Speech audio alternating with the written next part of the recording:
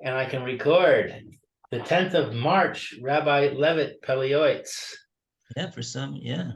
Okay. Okay, so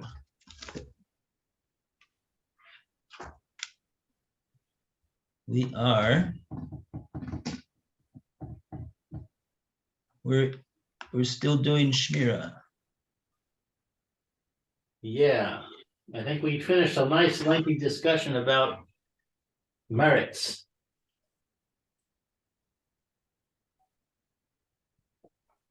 Yeah, okay.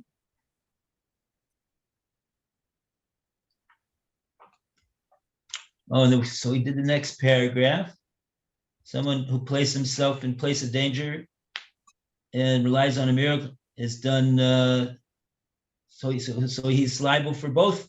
He's liable for the onish for violating the pasuk of you will greatly guard your lives, and just like for all averas, there's a onish for all averas, so it's regarded as an avera because he violated the pasuk.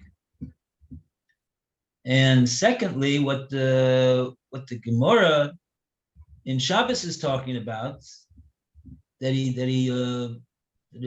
subtract from his merits, that's a separate din. Says, moreover, it is deducted from his merits. So they're the two separate things that happen. Two separate things that happen.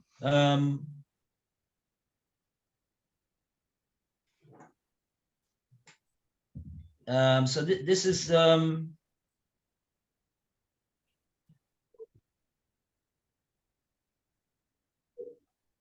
what I'm thinking right now to say is that the second din over here, that it's deducted from his merits, is not because of the fact that he did an avera, because that's not for the avera. He gets an onish. That's the first din. But the second din that he gets deducted from his merits is on account of the fact that Hashem did what's regarded somehow, the Gemara calls it a miracle, in order to save the person from the life-threatening situation that he put himself in by doing what he did. So since that's, in that sense, that's why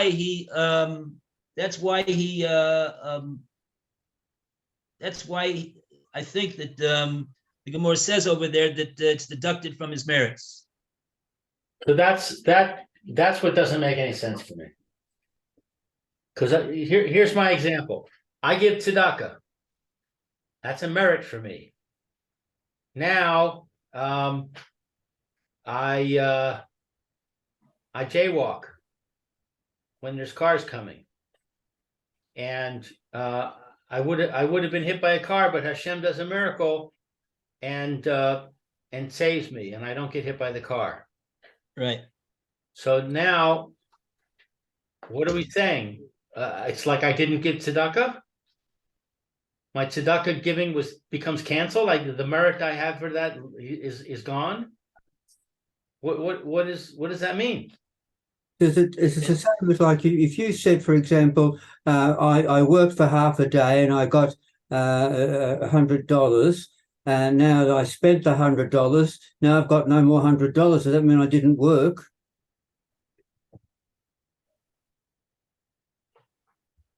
Right, but that's Baruch true. Hashem, you had the merit to have it deducted, right? That's what Roy's saying. Right, but let's say I worked in the gym, and I built up my muscles, Mm-hmm. and now I jaywalk, Mm-hmm. and Hashem performs a miracle, and my muscles get smaller. Mhm. Yeah, it doesn't work, and it doesn't accord with the physical reality. You're right. Right. It's a So it spirit. doesn't- It's a spiritual reality that doesn't record with the physical reality. There's no reason in your muscle why it should be that the person's muscles get less. He Right. worked on his muscles, and now his muscles are in shape. And what does it have to do with the fact that Hashem saved him from getting hit by the car? But I'm creating that In muscle. a spiritual world, that it's a reality that there's I'm something. creating, but Rabbi, I'm creating that muscle to make a point. If I get a merit, it's because spiritually I have built up my muscles. Yeah. Spiritually, I have improved myself. I've worked on myself. I've gotten greater. I've become greater because of the things that I've done. Yeah. Giving the charity, the learning Torah, whatever we're talking about. Yeah. I'm creating a muscle because I have improved myself. I've made myself greater. And you can't take that away from me. You're not. You are. You're saying Hashem does a miracle, and now you're going to take away from me the merit. What Well, is a let's say merit? Hashem. A merit is something I built up, something I earned. Let's say Hashem doesn't do miracles, and then what's going to happen? Then my merit is not going to be decreased.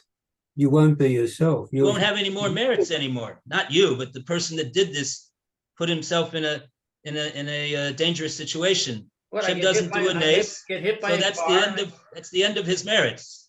Why is it the end? He's got no opportunity to make any more merits anymore. Why don't It's a you look at it from background. the other point of view? That Hashem is giving you an opportunity to get more merits by saving your life. And there's a cost for that. It's building up your bank balance. It's not unfair. Building up your It's bank balance. unfair. You're going to use your bank balance, part of it, for something eventually. Hashem is giving you a second chance, even though you did something which, according to the laws of Teva, you shouldn't have any second chance. Right, and you're saying now I have to pay for that. I pay for that right. with my merits. Right, there's a price. That's right. You got to pay for the opportunity to stay around and get more merits. That's right. If you're not after a freebie, say you're not after a freebie, how what do you expect you should do in order to pay for this? I don't expect I should have to pay for it. I don't understand the concept of paying for it. Oh, I see. So Paying because a miracle was done for me? do you want a freebie? Yeah, absolutely. If I merit to have a miracle done for me, Mhm. then the miracle should be done for me. If I don't merit, then don't do the miracle. If I end up getting killed, I lose my opportunity to do more merits. But the merits I have, I take with me to the Olam Haba. But the merits are part of the freebie. Have to pay for. Oh, that's another question you're bringing in. Why? When is it that Hashem? How is it that Hashem decides whether He's going to do a nace for this person so that he'll be around for another for longer time in this world, or He decides that He's not going to do such a thing for him? That's the way He's going to take leave from this world. Is it the only reason why Hashem did so is because He merits because the person has great merits? Not necessarily. Not necessarily.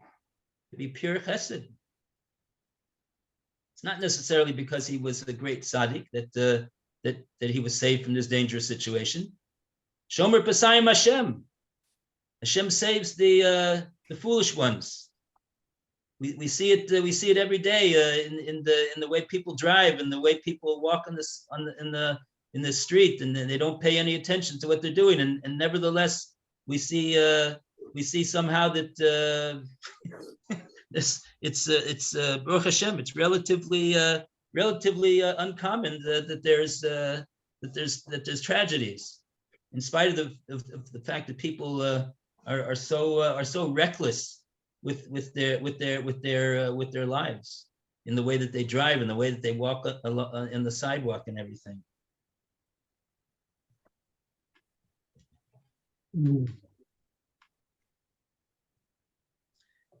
Bekitzer, I don't think it's unfair. And as far as understanding how does it work, it's a spiritual reality. It doesn't accord with the physical muscle.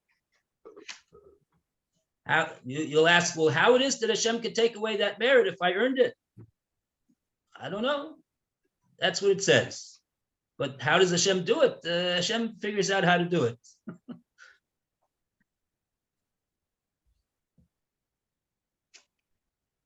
But and is it fair? So there's two questions you have. How is it possible to do it? Yeah, in physical terms, it doesn't compute.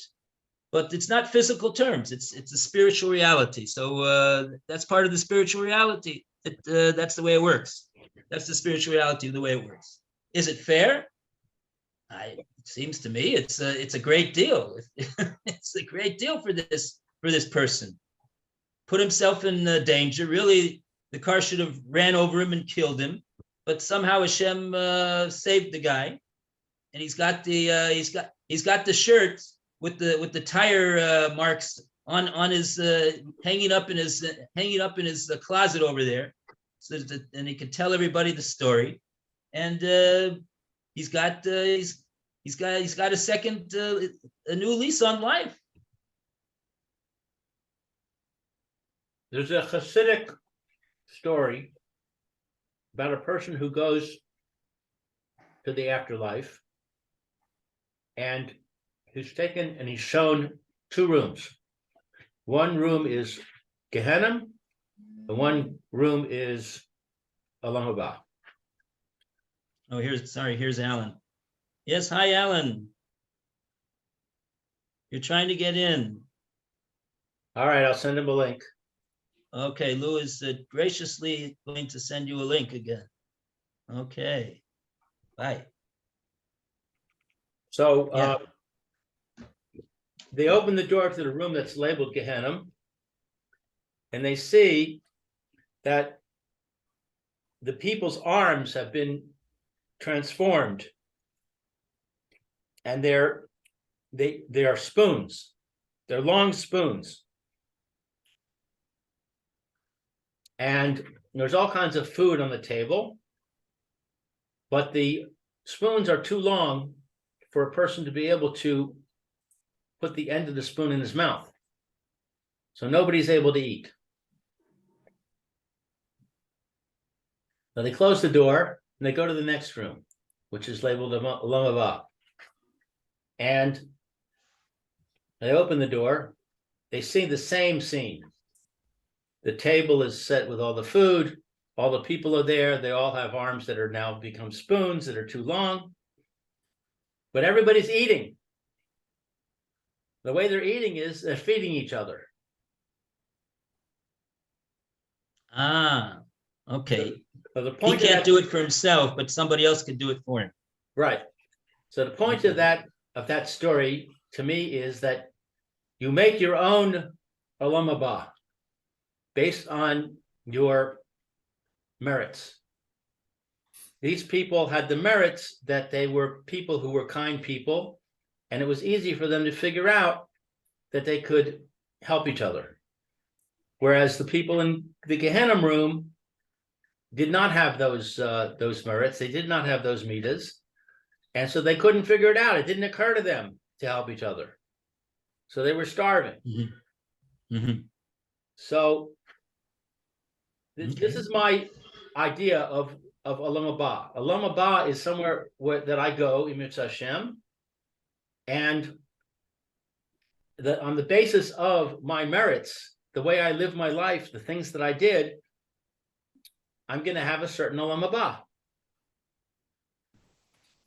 Now, if I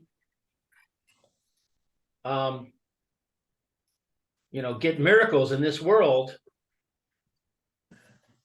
that's not going to change that. I'm going to have that Olam Haba because that's who I am.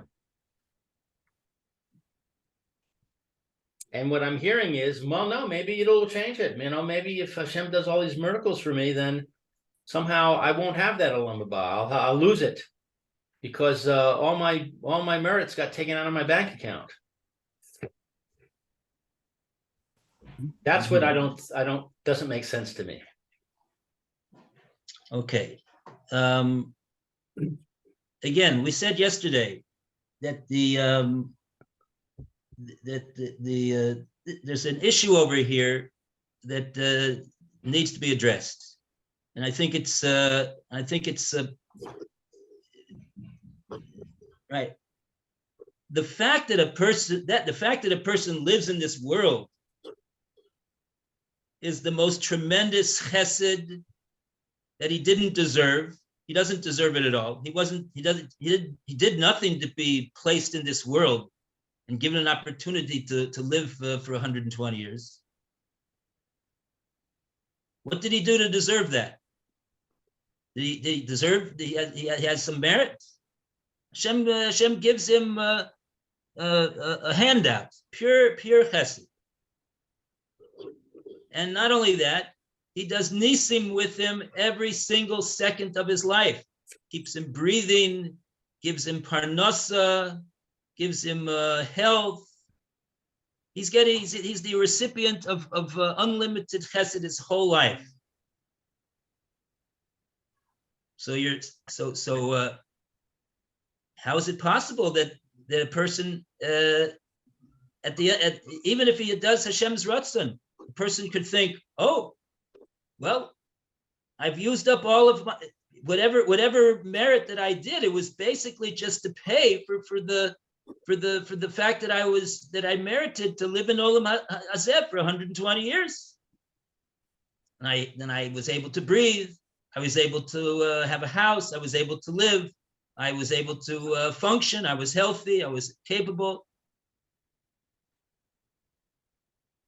But what does Hashem do? He says, no. If you do my ratzon, you'll get rewarded on top of that. On top of the fact that you were able to live in Olam Hazeh, and I gave you so much chesed and so much rachamim and did so many nisim for you.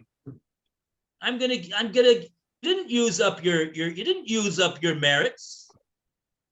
Now you're gonna get Olam Haba.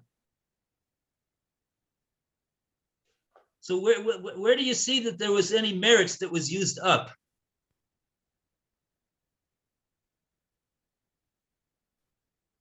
Because Hashem did miracles for me. And so how do you have any Olam Haba whatsoever? How could it be that anybody has any Olam Haba? The person just paid, for doing the Ratzon Hashem, that paid for his Olam Hazeh. So how could it be that there's any Olam Haba?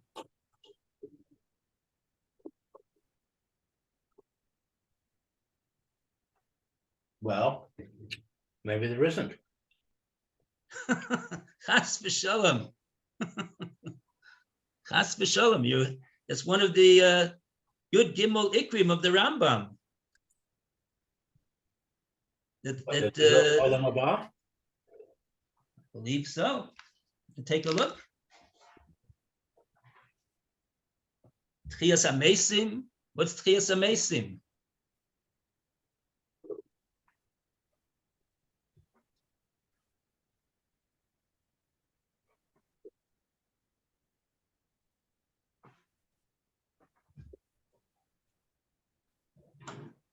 We have a sitter here.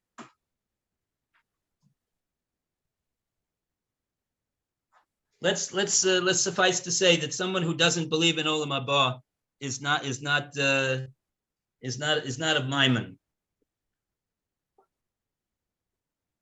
What's a Maimon? I think that's he's not it's called he doesn't have emunah. Mm-hmm. That's not called emunah shlema, that he doesn't think he has Olam Haba. There's no such thing as Olam Haba. There is such a thing as Olam Haba.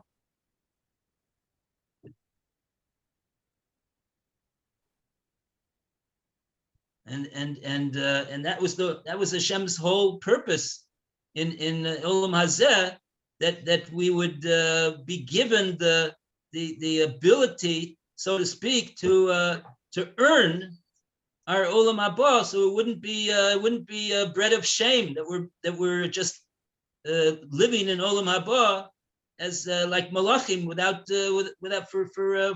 earning it at all. Our olam hazeh is in order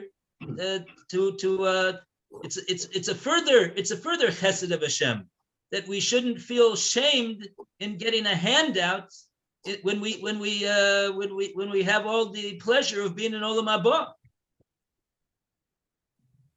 Because if we had not gotten down into olam hazeh and we just stayed in olam haba, so we didn't do anything at all, so to speak, to earn anything in olam haba. We just been given that total handout without doing anything for it. But like this, Hashem makes olam hazeh,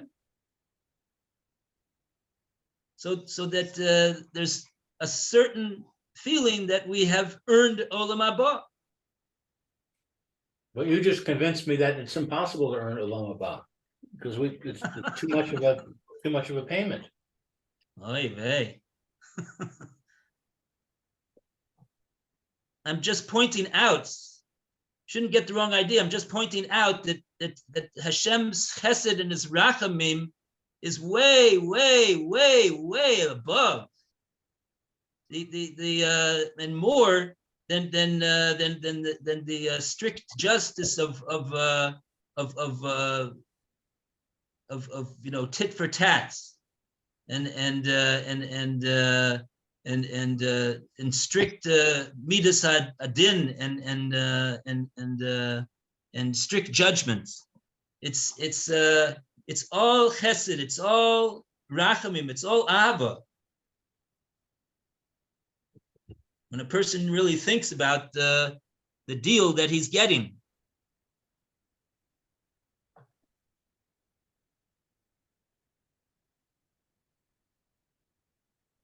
Okay, well, I don't have a problem with that.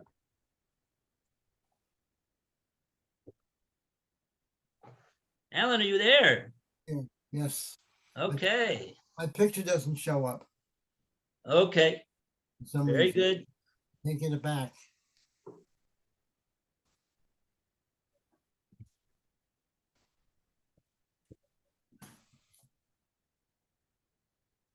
Well, at any rate, I'm not gonna walk across the street.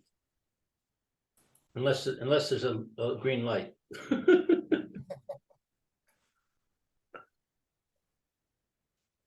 Yeah, and look at and like that, if you're mechaven for the mitzvah, you can get a mitzvah every time you don't cross the street when it's red. Or you look when you look two ways before you look to this way, you look to that way before you cross the street. If you have intention, l'shem mitzvahs v'tishmor nafsha seichem ma'od, you get a mitzvah. And that's a merit. That's a merit, absolutely, right? It goes in my bank account. Right.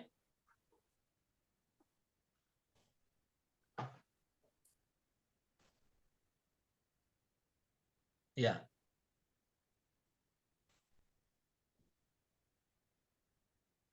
But what about if I dive into Hashem and I ask Hashem to help me? Am I going Yes. to lose merits if Hashem does help me? Even if you don't dive into Hashem and Hashem helps you, you don't lose your merits. I don't. This is talking. Okay, that's actually what I wanted to say. Actually, that's actually what I wanted to say. The story with Yaakov Avinu and the Gemara in Brachos is a bit. It's not a good fit. It's not a good fit. You should all ask the following question. Maybe this is the question that you're asking. What's the Gemara talking about? Talking about a guy who walks on a red light and there's a car coming, right? That's what the Gemara is talking about, right? Right. He does it on purpose. And the Gemara says, where do we know this from? We know this from Yaakov Avinu. Did Yaakov Avinu cross a red light when a car was coming? When did he do that? They didn't even have traffic lights in his days. Yeah, that is part of my question, because when I apply it to Yaakov Avinu, and he says, "I have become small because of all the kindnesses you did for me." Right. But wait a second, Hashem did that voluntarily, so to speak. Hashem did. It wasn't that he asked for help or that he put himself in danger. Right. He was following the direction of his mother. He was getting himself a wife. He was working hard. He was following the mitzvahs. He was doing everything right. So why should he become reduced? And Hashem told him to go back to his father. Right. So even if you say, well, now he's going on the road now, and he's in danger of meeting up with Esav. Esav's going to find out that he's on the road over there, and he's going to come with 400 generals and wipe him out. But Hashem told him go. It's now time to return to your father's house. Right. Okay. So this is how I understand the Gemara. Like I said yesterday, Yaakov Avinu, he said what he said because he was Yaakov Avinu. He felt every chesed, he felt everything that Hashem did for him was he didn't deserve it. And he's the recipient of so much chesed and so much emes that Hashem has done with him, that he feels like, it must be that Hashem is going to take away my merits, and I'm worried that now I'm in a dangerous situation, and who knows what's going to be over here. I won't have the merits. The Gemara, what does the Gemara do? The Gemara says, "Oh, Yaakov Avinu. We know about Yaakov Avinu. He's a tremendous tzaddik and chassid and but at least this much we could take out from the words of Yaakov Avinu. What could we take out from the words of Yaakov Avinu? There's such a thing as having your merits deducted from. When would we say that is?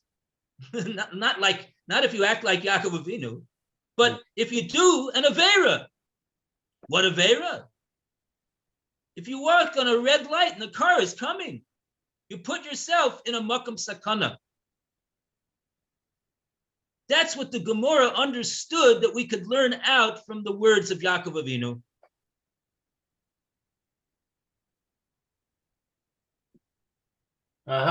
That's an interesting way to approach it. In your merit, I just came up with it. I got merit. Hey, Hashem gave me undeserved chesed.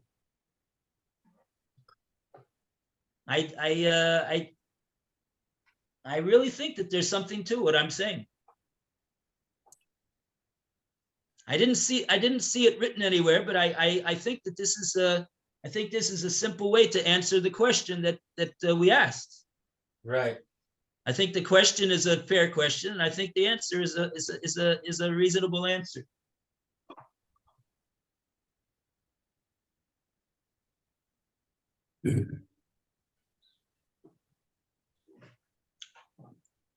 So in Yaakov Avinu's case, it's not applicable.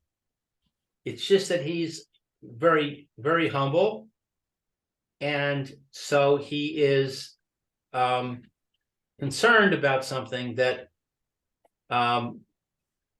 that's not applicable. But the principle that there is a possibility of a diminution of merits because of a miracle being done is what's being communicated. Exactly. Okay, that's interesting. There's such a thing. Yeah, isn't it? with all yes. Yeah. Okay. Very good. Now the rabbi that put his foot over the snake hole, Yes. and he says, snakes don't kill, it's sin that kills. Right. Right. So is he put himself in danger? Is that we say he's not in danger because he's on a madrega such that it's not a danger for him? Right. Exactly. Mm-hmm. Rabbi Hanina ben Dosa, he's the same one. He's the same one who his daughter said, Abba, we have nothing to light the Shabbos left with today. We don't have any olive oil. We need to have olive oil because olive oil is what lights. And everybody knows that's the nature of olive oil, that it lights. And we don't have any. So how are we going to be able to do the mitzvah of the Shabbos left this week? What did he say? Vinegar. He said, Misha Amar Shemen v'yadlik, Yomar Chometz v'yadlik. He said, the one who said that oil will burn, that oil does burn, the one that said that oil does burn, let him say that vinegar will burn. That's what he said. Right. So for him, there's no such thing as teva. There's no such thing as a dangerous situation. What are you talking about? Hashem is, I'm under Hashem's constant protection and control. And this is the way that I said this before. Maybe you remember. This is the way that the Chafetz Chaim, in his introduction to Abbas Chesed, answers the question of how it was that Avraham Avinu was able to go into the war of the 4 and 5 kings, into a world war with Eliezer, and go and get loads. How can Avraham Avinu do that? He's committing suicide. Right. Chafetz Chaim says, for Avraham Avinu, he's the Rosh HaMa'aminim. He's the father of Emunah and Hashem. He's the one that taught the world about Emunah and Hashem. So he says, obviously this is what I need to do, and of course Hashem is going to protect me. I'm worried about 2 million people over there that have spears and arrows. They can't do a thing to me. Only the Dvar Hashem has any koach. That's what he thought. So we could say in such a situation, we have to say that it goes according to the person. Does the person, it doesn't go, it's not an objective, it's not so to speak, it's not an objective a thing. It depends on the person madrega. Avraham Avinu understood that it's not going to be a makom sakana for him.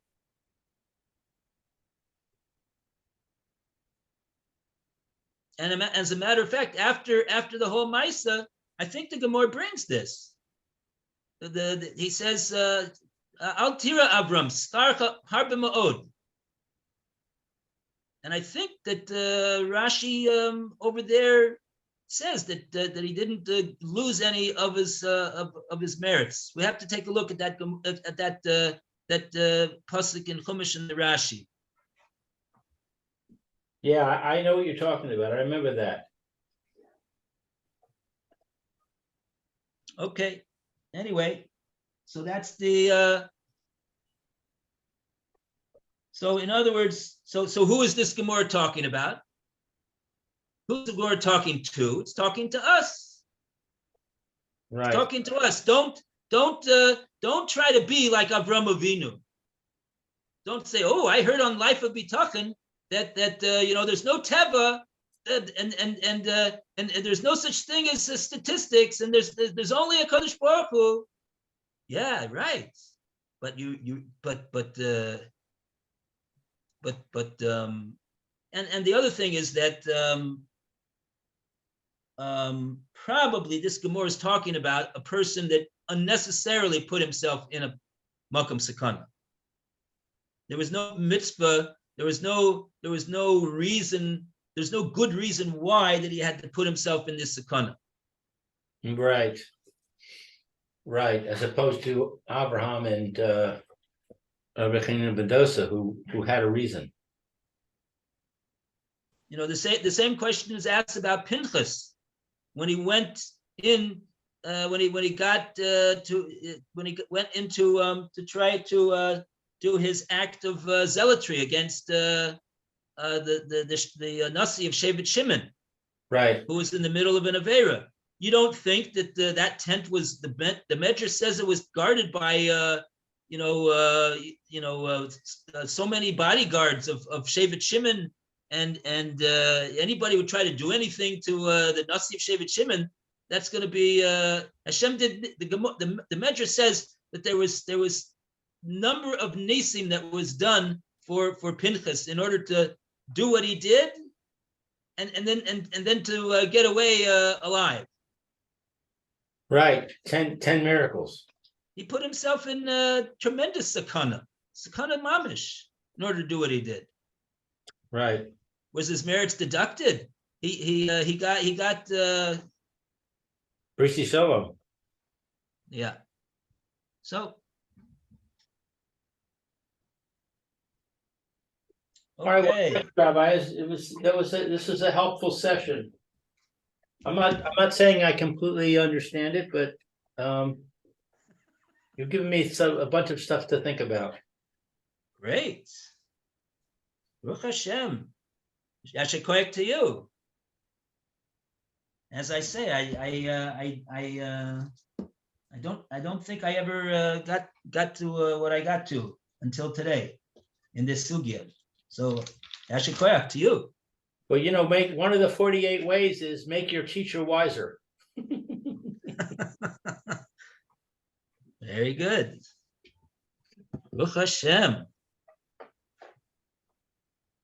All right, have a good Shabbos. A good Shabbos. Good Shabbos to you, Lou, and to Roy, and to Alan. Good Shabbos to all of you. Be well Be well. Thank you. and build up your mitzvahs. Build up your mitzvahs. Okay. That's right. Health Don't and- put yourself in sakana by doing averis. Alan, refuah shalema to you and Joan. Thank you. Fu shlema. Amen. Amen. Okay, bye-bye.